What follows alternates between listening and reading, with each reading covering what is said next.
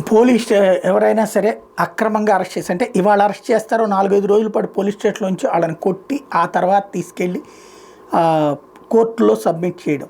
ఈలోపు కూడా వీళ్ళు ఇంటి కుటుంబ సభ్యులు కనుక పోరాడితే లేకపోతే అది కూడా లేదు.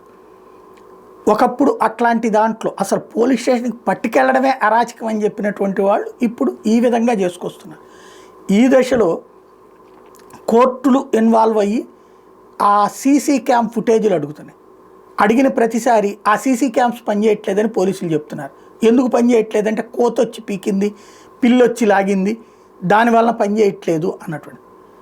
ఇప్పుడు ఓవరాల్గా అసలు ఏదైతే సుప్రీంకోర్టు ఇచ్చిన మార్గదర్శకాలు ఇది పోలీస్ స్టేషన్లు జైళ్ళని దారిలో పెట్టడానికి, అక్కడ ఏదైతే మానవ హక్కుల ఉల్లంఘన జరగకుండా ఉండడానికి ఇప్పుడు హైకోర్టు ఏం ఆదేశించిందంటే ఒక ఐటీ అధికారి ఎవరైతే ఉంటారో ఆంధ్రప్రదేశ్కి సంబంధించి ఆయనకి ఒక రిపోర్టు మొత్తం పోలీసులు అంతా కలిపి సబ్మిట్ చేయండి.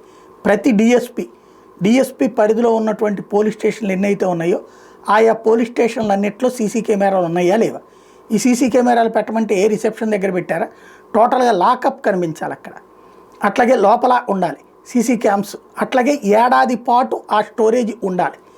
ఇట్లాంటి సిస్టమ్స్ ఉన్నాయా లేదా ఇవన్నీ డిఎస్పీలు నివేదిక తయారు చేసి ఈ ఐటీ అధికారికి ఇస్తే దాన్ని రాష్ట్ర ప్రభుత్వం చూసి ఎక్కడెక్కడైతే లేవో అక్కడ ఏర్పాటు చేయాలి.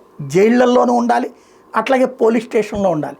ఇదంతా నివేదిక ఇవ్వమని చెప్పేసి రాష్ట్ర ప్రభుత్వానికి ఆదేశించింది హైకోర్టు.